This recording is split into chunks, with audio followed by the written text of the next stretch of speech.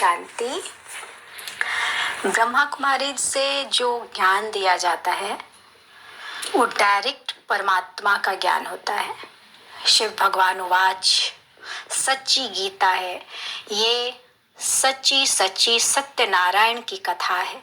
तीजरी की कथा, नर से नारायण बनने की कथा, तीसरे नेत्र को खोलने की कथा है, जिसको सिर्फ और सिर्फ परमात्मा के अलावा कोई भी नहीं कर सकता।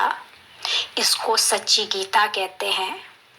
तो ज्ञान को जितना समझेंगे उतना मुरली सुनने में मजा आएगा, उसको जीवन में उतारने में मजा आएगा। और जितना जीवन में उतारेंगे तो कौन मिला है, भगवान डायरेक्ट इस धरा पर आकर कैसे धर्म की स्थापना कर रहा, अधर्म का कैसे नाश कर रहा है, कैसे संस्कार परिवर्तन द्वारा युग परिवर्तन कर रहा है, ये बहुत श्रेष्ठ ज्ञान है। इसको तब हम समझ सकेंगे। तो ज्ञान मुरली को समझने के लिए सबसे पहले निश्चय करना होगा कि हम जो सुन रहे हैं वो भगवान वाच है, मनुष्यवाच नहीं। ये डायरेक्ट परमात्मा की वाणी है। वो कहते बच्चे तुम अपने आप को आत्मा समझो, क्योंकि शरीर तो जन्म जन्म बदलता आया, चोला बदलता आया। जैसे हम कपड़ा पुराना उतारते हैं वैसे ही इस चोले को भी जब जिसका जैसा हिसाब किताब है पूरा किया और फिर अगला शरीर ले लिया। लेकिन शरीर बदलता है, आत्मा नहीं बदलती। तो आत्मा अजर अमर अविनाशी है। इसलिए आत्मा को कैसे हम पुण्य आत्मा बना सकते हैं, कैसे विकारों को भस्म कर सकते हैं, विकारों रूपी रावण या माया जो भी कहे उससे हम कैसे बचे, ये परमात्मा सिखाता है। हम खुद के ही संस्कार से दुखी होते हैं, आदतों से दुखी होते हैं। खुद में ही इतनी कमी कमजोरी है कि उसको छिपाने के लिए हम अपने सर का बोझ दूसरे पे डाल देते हैं। अपनी कमी कमजोरी को देखने की हमारी आदत नहीं है। जब भी कोई भी परेशानी होती है तो उसके लिए अगर बारीकी से देखा जाए तो हम खुद ही जिम्मेदार हैं।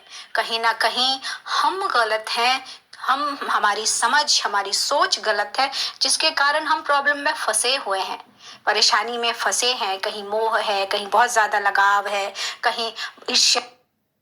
कहीं बहुत ज्यादा ईर्ष्या द्वेष है। ये जो कमी कमजोरी है इसको बारीकी से समझकर और अपने पर जितना ध्यान देंगे, बाह्य मुखता को छोड़कर अंतर्मुखी जितना होंगे, अंतर्मुखी मतलब स्वयं से जितना बातें करेंगे, आज मैंने पूरा दिन क्या किया, अपनी चेकिंग जितना। अगर कोई आगे बढ़ना चाहता है तो उसको अपने से बात करना जरूर चाहिए। पूरा दिन मैंने आज क्या किया, एक एक चीज को बारीकी से परखना चाहिए, समझना है। मैंने ये बोला, क्या मुझे ये चीज बोलना चाहिए, या मुझे कोई ये बोले तो मुझे अच्छा लगेगा? मैंने क्या किसी को दिया, क्या मैंने सुख दिया, क्या मुझे जो चाहिए वो मैंने दिया? क्योंकि बिना दिए तो वो चीज मुझे मिलेगा ही नहीं। तो अगर मुझे चाहिए तो मुझे पहले देना होगा। देने वाली आत्मा कभी खाली नहीं रहती, हर हाल में उसकी हर इच्छा परमात्मा पूर्ण करता है। उसको इच्छा भी करने की जरूरत नहीं होती। परमात्मा कहते हैं ना कि तुम्हारी साधना ऐसी होनी चाहिए कि साधना ही साधनों को एकत्रित कर दे, इकट्ठा कर दे, या जरूरत की चीजें तुम्हें सहज मिल जाए। तो साधना क्या करनी है, अपने आप की चेकिंग। मुझे परमात्मा को, उस पिता को, उस सच्चे बाप को जो हर हाल में मुझसे प्यार करता है। और दुनिया पूरी स्वार्थी है, बहुत। दुनिया ही नहीं, मैं खुद स्वार्थी हूँ। आप हमेशा अपने आप को चेक करें कि मैं बिना स्वार्थ का कुछ करती हूँ, मुझे ये मिलना चाहिए इसलिए मैं ये करती हूँ। तो इसलिए चेकिंग अपनी करनी है रोज, पूरा दिन। मैंने आज क्या दिया, क्या गलत किया, मुझे कल वो गलत नहीं करना है। जितनी अपनी चेकिंग होगी उतनी दुआएं मिलेगी, दूसरों की भी और परमात्मा की सबसे ज्यादा। क्योंकि हम उनके कहे अनुसार चलेंगे तो हमारा ही कल्याण होगा। पिता अपने बच्चों को हर तरह से भरपूर करने आया है। वो सच्चा शिव बाबा ही हमारा सदगुरु, शिक्षक, बाप, हर संबंध से उसको हम अपना कर उसके साथ रह सकते हैं, उसको एंजॉय कर सकते हैं। वो इतना सुखद अनुभूति है कि जिसको शब्दों में नहीं बता सकते। तो इसको अनुभव जरूर करना है, और जितना अनुभव करेंगे उतना दूसरों को देने की इच्छा बढ़ती जाएगी। ये ऐसी हमें सौगात मिली है कि हम परमात्मा के अलावा किसी से और कुछ भी लेने की कामना इच्छा कर ही नहीं सकते, और दूसरों को सिर्फ देने की भावना जागृत होती जाएगी। तो जितना देंगे उतना स्वयं देने वाला कभी खाली नहीं होता है। और सबसे बड़ी बात, अच्छा देना ये संस्कार परिवर्तन कर देगा।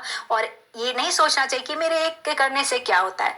एक ही विश्व परिवर्तन कर सकता है, एक, क्योंकि हमारे वाइब्रेशन, पॉजिटिव वाइब्रेशन इतना पावरफुल होता है कि दूर दूर तक उसकी शक्ति जाती है। और हम बदलने की, कोई बदले, कोई चमत्कार हो, कुछ अच्छा हो, इसकी बिना सोचे हम करते जाएंगे तो हमारे आसपास ही वो सब कुछ बहुत सुंदर होता जाएगा, बहुत परिवर्तित होता जाएगा।